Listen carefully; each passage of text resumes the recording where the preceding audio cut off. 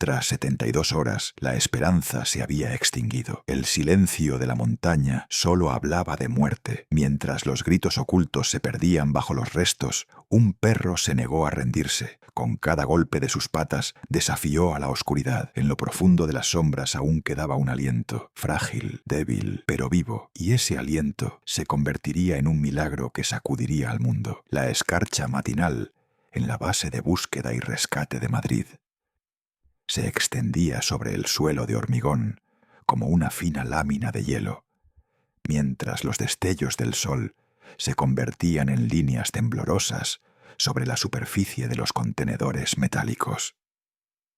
El silencio se había asentado como disciplina. La gente hablaba poco, mantenía el cuerpo en equilibrio ante la posibilidad de una gran misión, y ojos y manos se desplazaban con propósito claro por listas de material, mochilas, cascos y radios. Dentro de ese orden caminaba Kaya, un pastor alemán de 5 años, con paso suave pero alerta.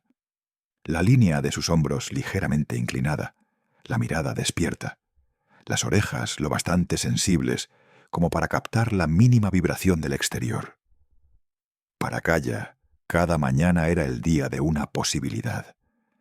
Lo que buscaba era la vida humana escondida en un olor. En el campo de entrenamiento se había montado un recorrido cubierto de nieve. En su interior, muestras de olor humano, fragmentos de ropa y trazas orgánicas de baja intensidad se habían colocado como un patrón en puntos estratégicos. Cuando Kaya acercó su nariz a la nieve, la agudeza metálica del frío le pinchó la piel, pero no lo hizo retroceder. Los olores se abrían como un idioma, y él separaba cada nota una a una. La dulzura punzante de la resina de pino, la pequeña presencia de un ratón bajo un matorral, el vapor diésel de un generador cercano, y por fin la firma que buscaba, humano. Kaya ancló las patas en la nieve y comenzó a cavar. Empujaba la nieve con movimientos cortos y rítmicos, manteniendo el aliento estable mientras adelantaba el cuerpo. Ese gesto no era solo instinto, sino un sentido del deber reforzado por años de entrenamiento. Al encontrar una pista, no solo completaba una tarea de práctica, reparaba un recuerdo, acallaba el olor a escombros que se había filtrado en su infancia de cachorro y abría la puerta a una vida nueva. A lo largo del día, la memoria muscular de Kaya trabajó una y otra vez en patrones precisos. En la segunda sección del recorrido, un punto de olor enterrado se hallaba en una capa más profunda. La nieve era más pesada, la superficie más frágil. Kaya cavó con paciencia, intercalando pequeñas pausas para reajustar la posición de la nariz y evaluar la intensidad del rastro. No había indecisión momentánea, sino tenaz método. Cuando debía ser, sería. La prisa solo deshacía el objetivo. Al llegar el éxito, su columna se relajó con una ligera vibración y el lenguaje corporal dio una señal directa y clara. El afecto recibido a cambio se convertía para él tanto en recompensa como en signo de orden. Amor, deber y confianza se sostenían como un triple nudo, manteniendo en equilibrio el ritmo interior de Kaya. Las tardes en la base solían terminar con un cansancio pesado y una satisfacción silenciosa. Aquel día fue igual. En casa de su guía, Emily García, acostado junto al sofá, en el aire denso de Windham, una habitación cálida. Los sonidos del entorno tejían un contacto distante con el mundo. En la televisión giraba la agenda nacional. Luces brillantes y rostros caían al encuadre. Las imágenes del actor, Aaron Brillante. Reconocido mundialmente, sus preparativos para la ceremonia de premios y sus planes de viaje fluían desde la pantalla como un relato amplio y colorido. Para Kaya, aquellas imágenes no significaban nada. Su mundo estaba hecho de olores, tactos y ritmos. La longitud de onda del aliento de su humana, el calor del cuarto, el rozar suave de las fibras textiles y la habitación familiar, hábitat de la confianza. Ese era el verdadero mapa de su universo. En el orden silencioso cambió una vibración. Sonó un teléfono. El ritmo de la habitación se cortó de golpe por una línea invisible. La fuente no era solo el timbre del aparato. Con el acelerarse del latido de Emily, la química de su olor también cambió. Su reacción corporal se mezcló en el aire como una alarma básica. Kaya conocía bien ese cambio. Cuando se acercaba una misión, el aire se espesaba, el silencio se hacía tangible, cada objeto se alineaba con un nuevo orden. La expectativa se convirtió en umbral de decisión. La llamada de la base entró como la única verdad de la preparación. Reunión, salida, revisión de equipos, actualización de listas, ruta, meteorología y logística se ataron con rapidez y disciplina plena. En la oscuridad de la noche volvieron a encenderse las luces de la base. El viento de Madrid estaba más afilado, el suelo de hormigón más duro. Kaya tomó posición con una breve espera en la caja de transporte y luego, siguiendo las señas de Emily, fue conducido al punto del helicóptero. El bramido se acercó con una fuerza que hacía vibrar el interior de sus oídos.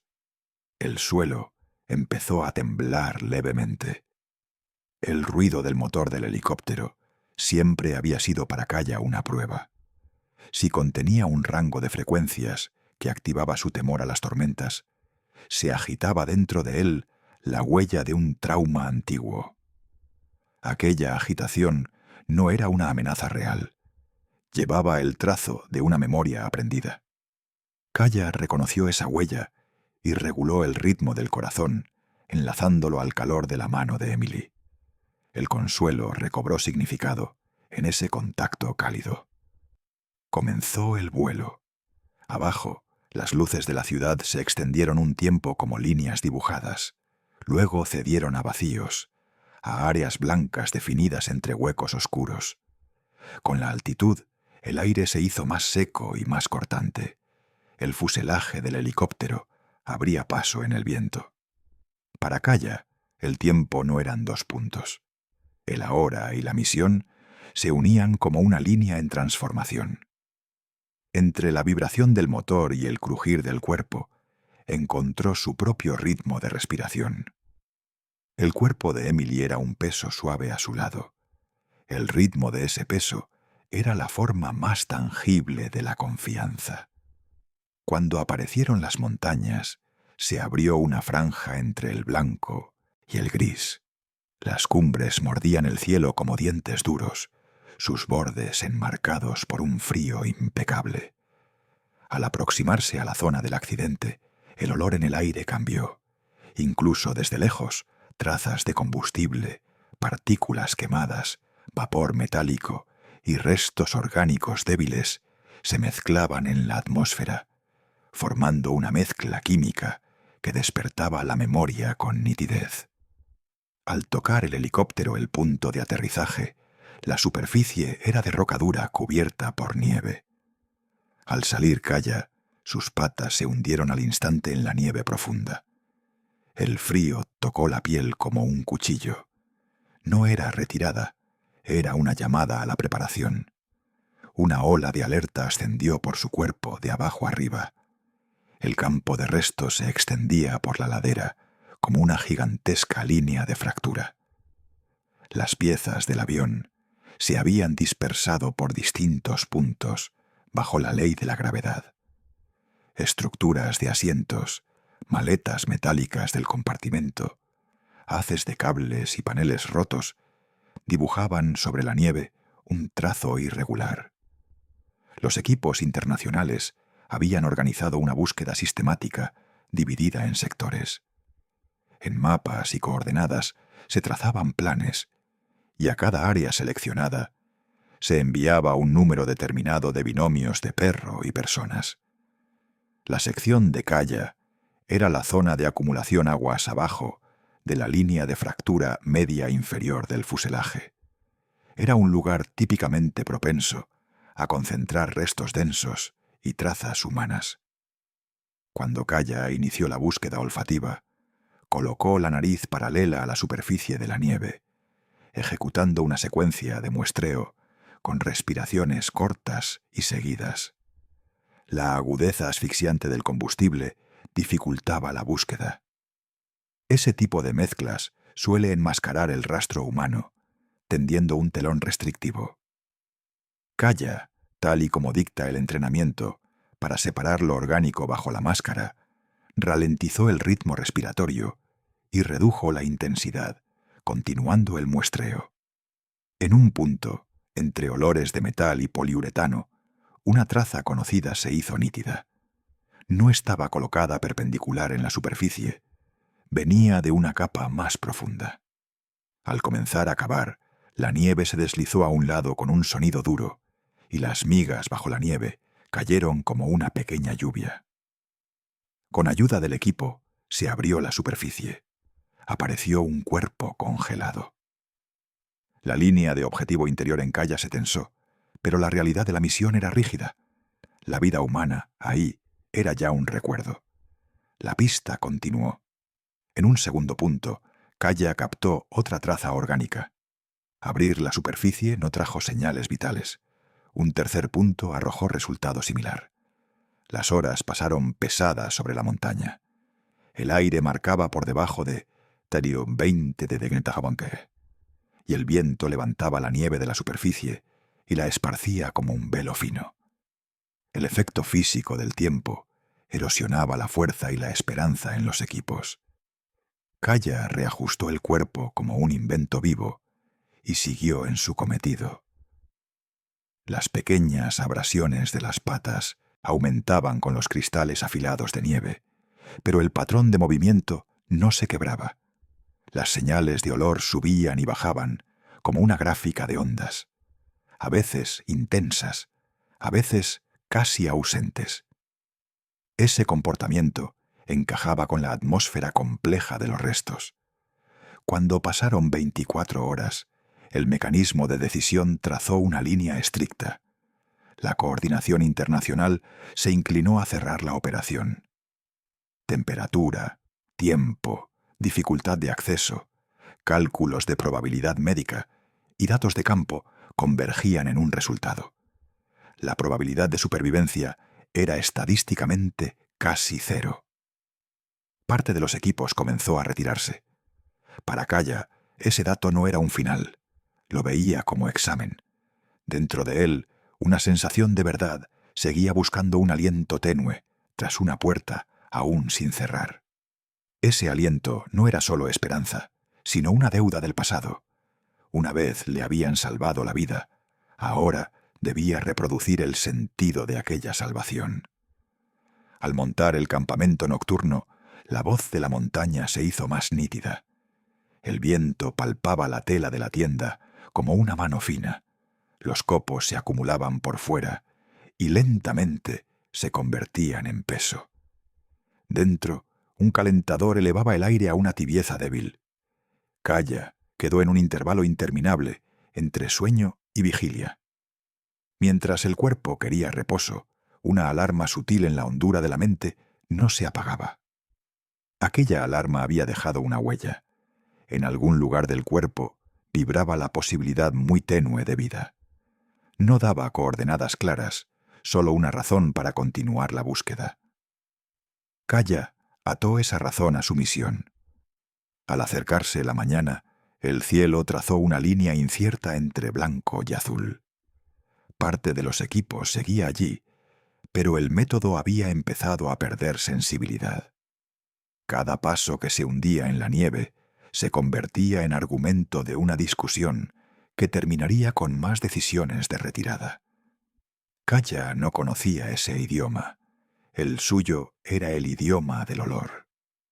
Al volver a la superficie, su nariz se encontró primero con trazas del día anterior, y luego, con una secuencia nueva, se desplazó lateralmente hacia otra capa inferior. La máscara era menor allí, pero los obstáculos estructurales mayores. Metal roto y estructuras de asiento comprimidas dejaban una abertura estrecha. Kaya se plantó ante la rendija y dedicó un largo momento a muestrear datos del entorno con la posición de la nariz. En su mente se formó un mapa pequeño. En el centro, la posibilidad de una señal orgánica aún no confirmada parpadeaba a nivel mínimo. A medida que se alargaba la línea del día, la alarma interior se hizo más fuerte. Kaya sabía que no era miedo. El miedo era la traza antigua activada por los truenos. El color de esa sensación era diferente. Ese color era el de la determinación. Era el de un calor pálido, esperando en el borde de la vida. La misión continuaría. La decisión de cierre, para él, era sólo la propuesta de una voz externa. La voz interna decía que la búsqueda no había terminado. En el mundo de un perro, esa voz era la guía más fiable. En lo profundo del área, un punto se convirtió en el centro silencioso del mapa. Con el peso de la tarde y la noche, ese punto se haría más nítido. Kaya minimizó las pausas de descanso para proteger el cuerpo y obtuvo su verdadera fuerza de mantener el ritmo, porque el ritmo era la condición principal para sostener la búsqueda. La lentitud es el opuesto del pánico, el orden, el equilibrio del caos. Al caminar sobre los restos, oyó el sonido de la nieve bajo cada paso. Ese sonido, unido a los tonos inherentes de fisura del hielo, venía de la montaña como una pequeña orquesta. Dentro de esa orquesta buscaba una sola nota, la nota de la vida. Al terminar el día, el resultado seguía cerrado. Pero dentro se había abierto una puerta. Esa puerta sería llevada a la frialdad del día siguiente como persistencia. Kaya aceptó el peso de la tienda pese al cansancio en la espalda, mientras una línea de vigilia quedaba en sus ojos. Era la línea que se ve en los ojos de quienes no se rinden. Los restos eran grandes y pesados. El olor, lleno de máscara y mezcla. El aire despiadado. Pero la misión seguía viva en su ritmo interno.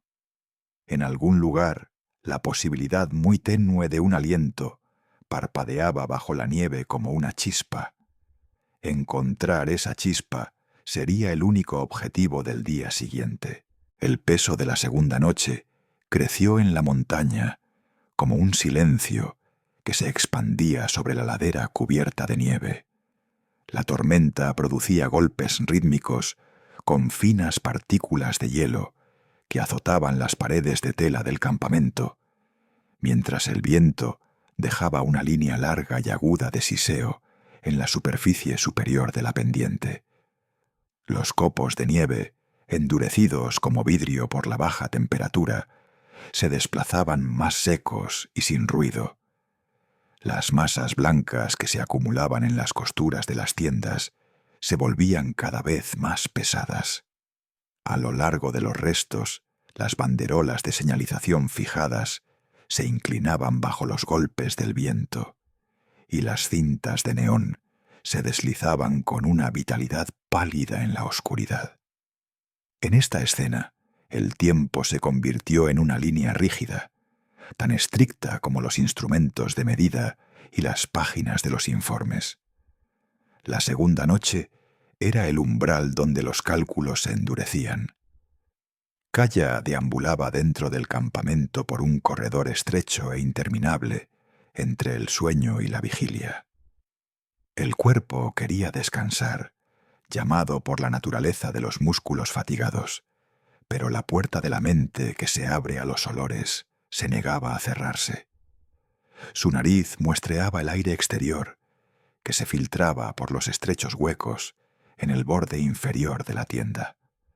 La agudeza estéril de los cristales de nieve, la traza de combustible mezclada en ellos, el vapor pálido de metal quemado, y en un lugar muy lejano, quizá a punto de convertirse en percepción por un instante, la débil vibración orgánica. Esta búsqueda no era solo una función técnica, sino la repetición de una deuda. Una vez sacado de los escombros siendo un cachorro, ahora debía convertir esa deuda en el aliento de otra persona. Una determinación sustentada estructuralmente daba fuerza a la chispa interior, y la decisión de no rendirse se reescribía con cada respiración. Durante la noche, los movimientos humanos en el campamento disminuyeron, y las expresiones de los equipos adquirieron una línea aguda de aceptación. Las miradas que calculaban se enfriaban cuando las cámaras térmicas no encontraban una traza de calor en sus vacíos, y los bloques de búsqueda dibujados con bolígrafo en los mapas se cerraban con un completado más amplio.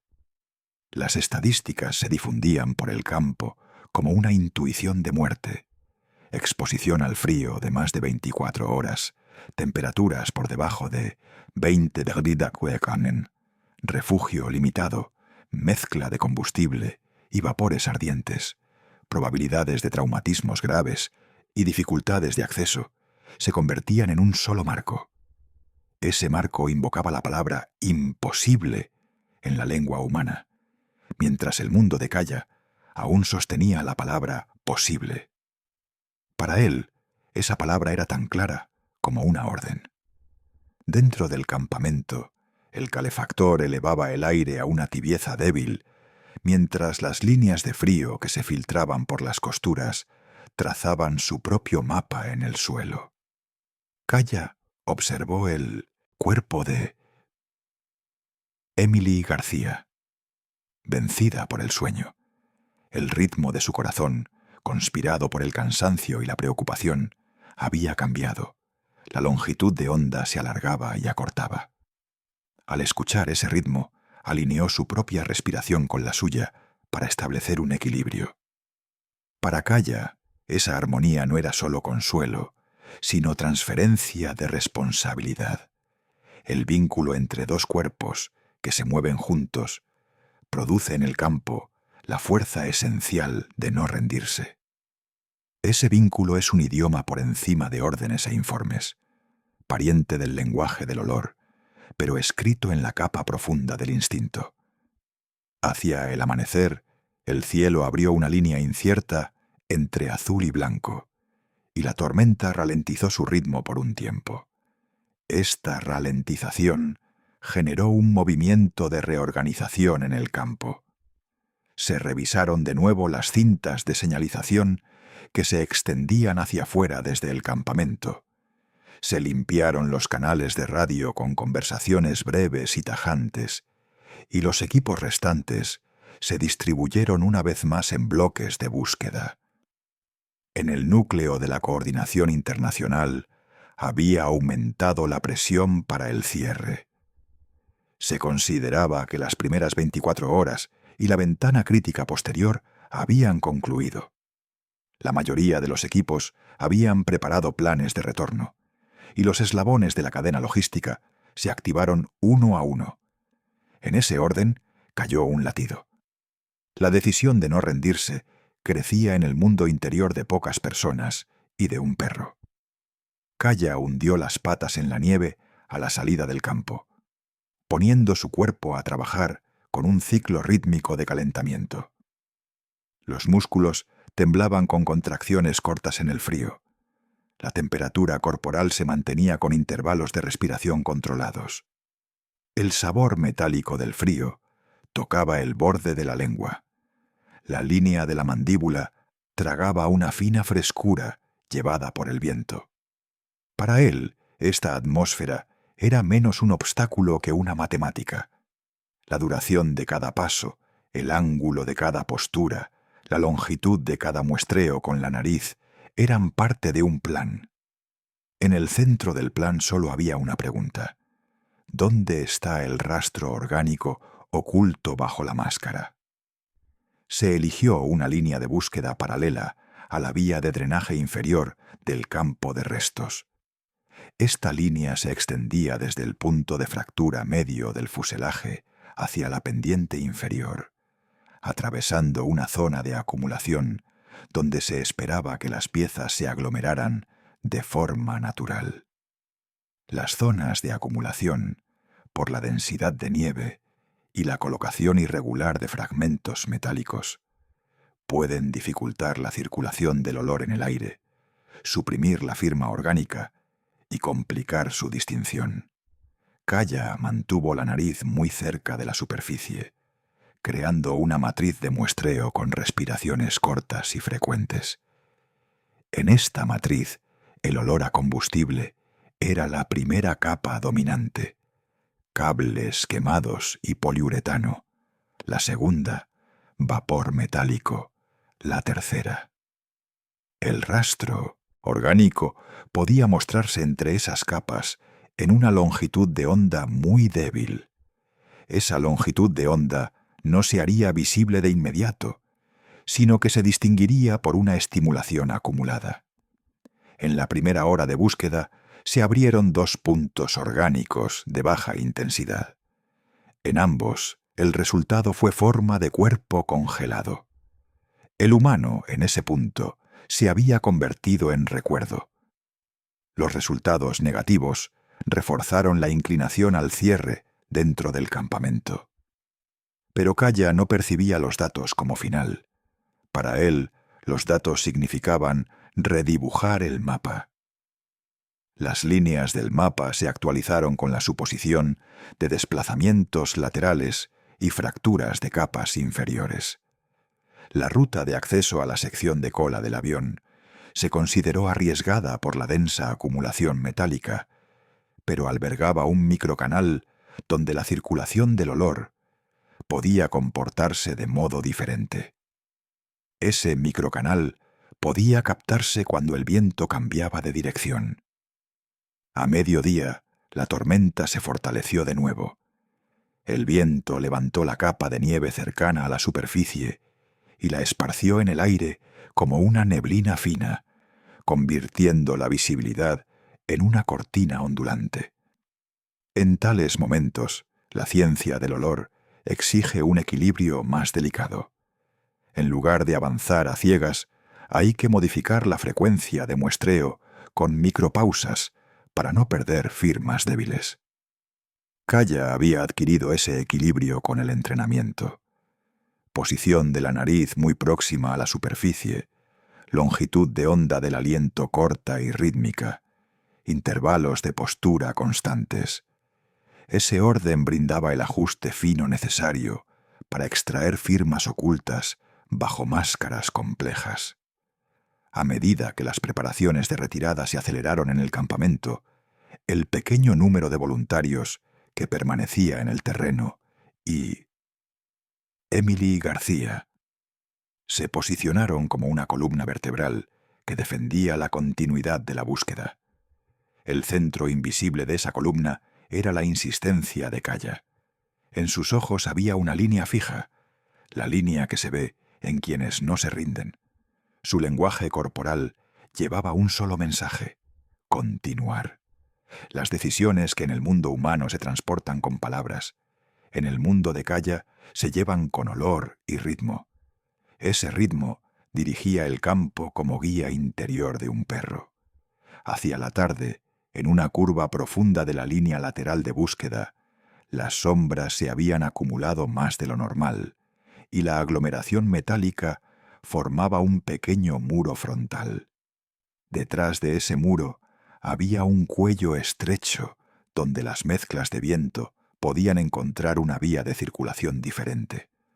Los cuellos estrechos crean bolsillos micro donde el olor puede quedar atrapado y la máscara no es plenamente eficaz. Kaya tomó una postura larga en ese punto, redujo la frecuencia de muestreo con la nariz, alargó la longitud de onda de la respiración y escaneó de nuevo lateralmente con un ángulo paralelo. En el primer muestreo dominó la máscara de metal y poliuretano. En el segundo, la capa de combustible perdió algo de intensidad. En el tercero, apareció una línea de vibración orgánica muy débil pero distinta. Al principio era casi inexistente. Luego se definió un instante y volvió a desvanecerse. Kaya no vio ese desvanecimiento como pérdida, sino como oportunidad de confirmación. La onda podía volver a captarse. La alarma en su cuerpo se volvió fuerte y clara en ese momento. Esa claridad no era miedo. El miedo es el sonido del trauma antiguo escondido en el eco del trueno, y ese sonido no estaba activo ahora. Lo que se oía era la voz de la determinación, la línea de una posibilidad de vida, la continuación de una deuda. Kaya ancló las patas en la nieve y cavó el muro frente al cuello estrecho con ritmo controlado. El sonido cristalino de la nieve se mezcló con el tono amortiguado del metal. Con cada centímetro abierto se renovaba el muestreo del aliento. La firma orgánica, muy débil pero terca, seguía ondulando. Esa onda decía que el acceso era posible. Al acercarse la noche, la presión de cierre alcanzó su punto más alto dentro del campamento. Los cronogramas logísticos se completaron uno a uno. Se precisaron las rutas de retorno. El número de equipos restantes disminuyó mucho. La superficie superior de la montaña adquirió una forma más dura con la oscuridad. La nieve se quedaba no como tela blanca, sino como piedra fría. Dentro de esa dureza, la guía interior se elevó por encima de las voces externas. Kaya veía ahora en el centro del mapa un solo objetivo: el área detrás del cuello estrecho.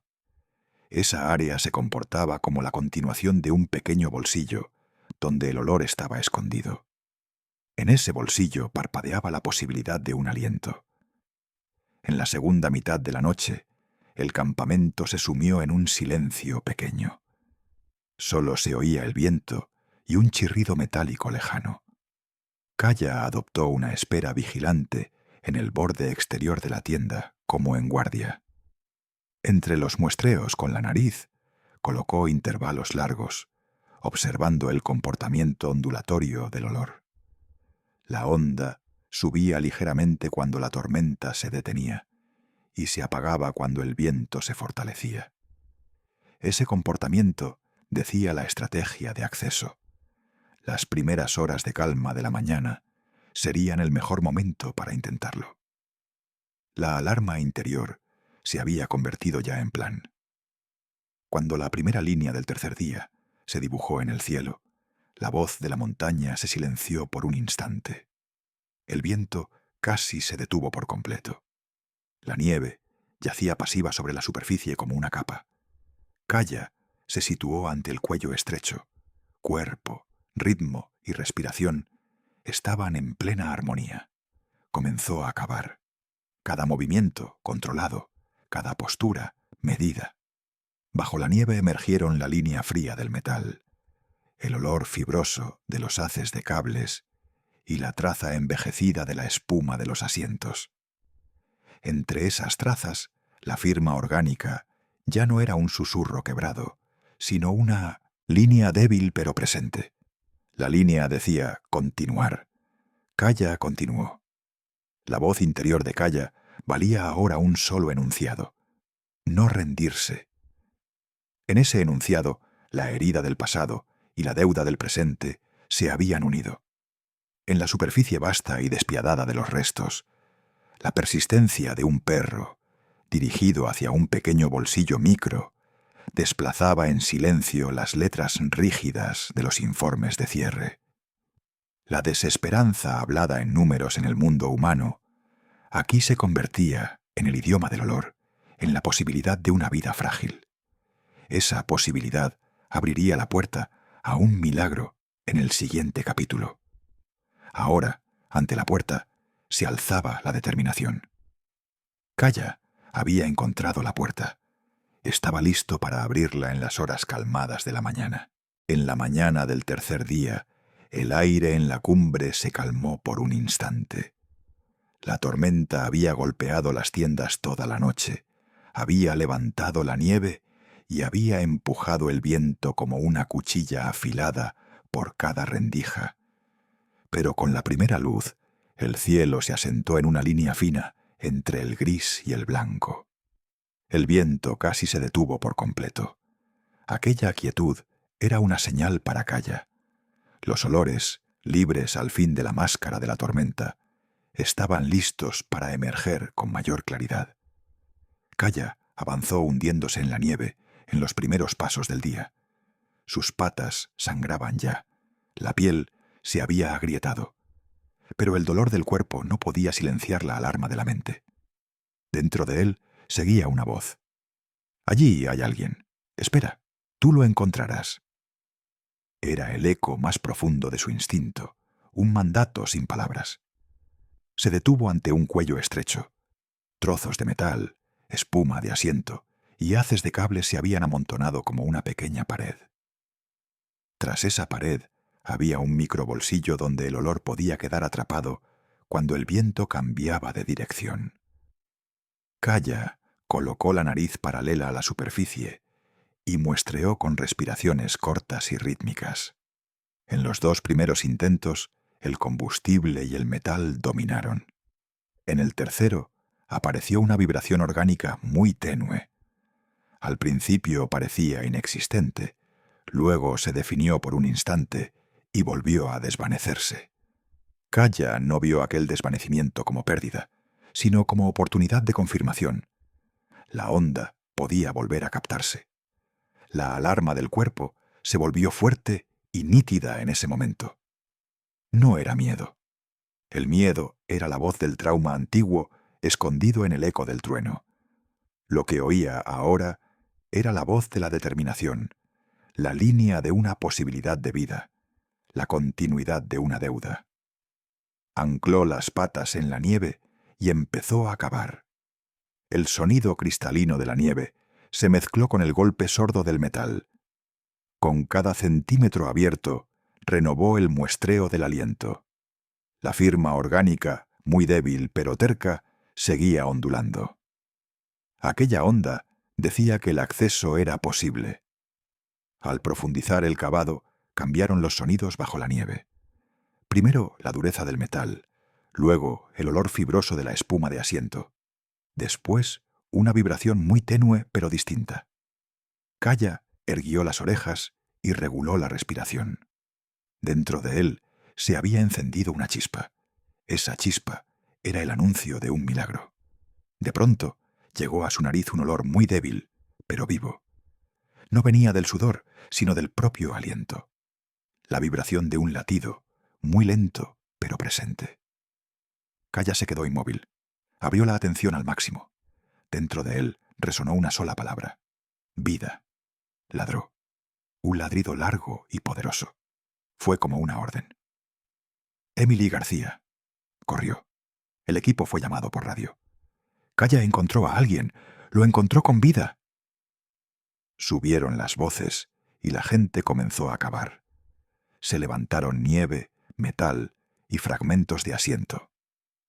Kaya no pudo esperar. Se deslizó por una abertura estrecha. Había oscuridad, frío y olores terribles, pero avanzó y lo halló. Un hombre, atrapado en un asiento de clase ejecutiva.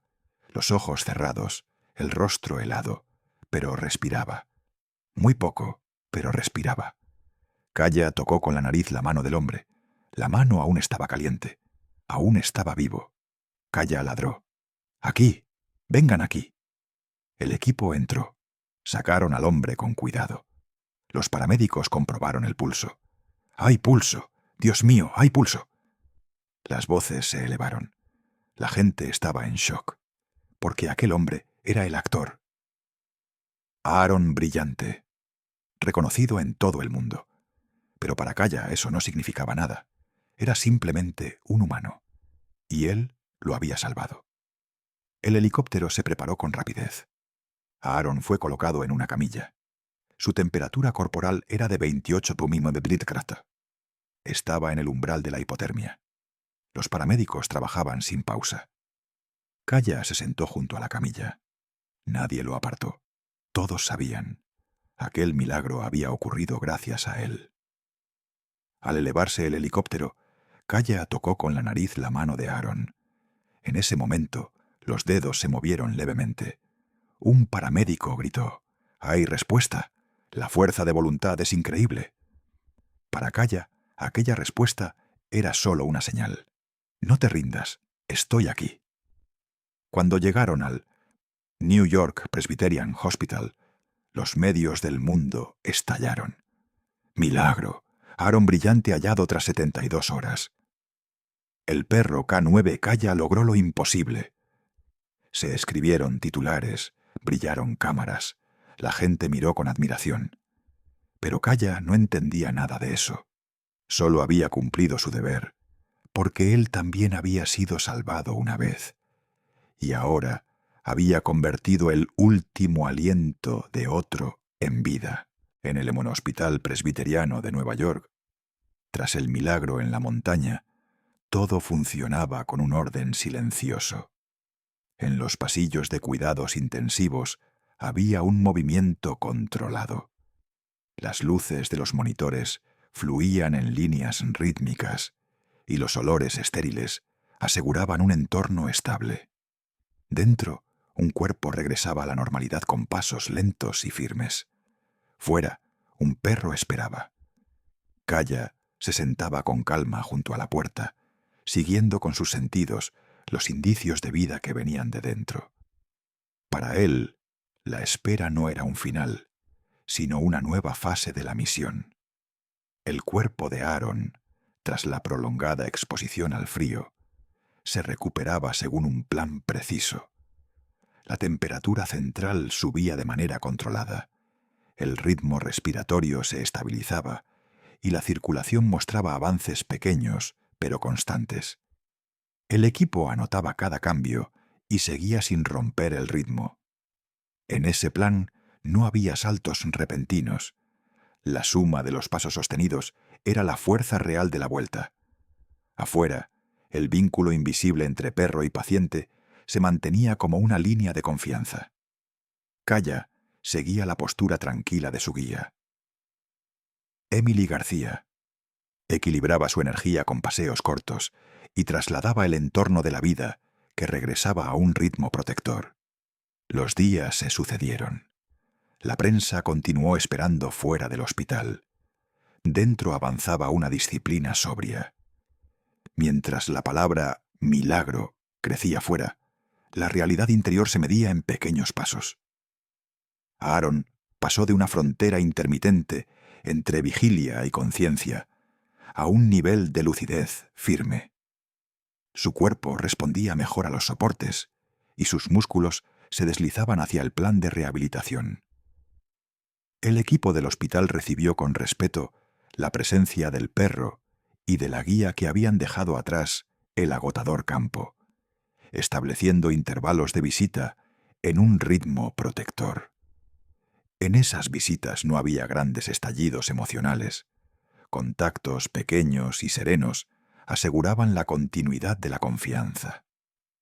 Cuando la recuperación avanzó en una línea constante, se empezó a hablar del alta. La conversación no se limitó a la idoneidad clínica. También se evaluó el ritmo de vida posterior, el equilibrio psicológico y el entorno social. Kaya y Emily se centraron en que esa transición fuera sencilla y sostenible.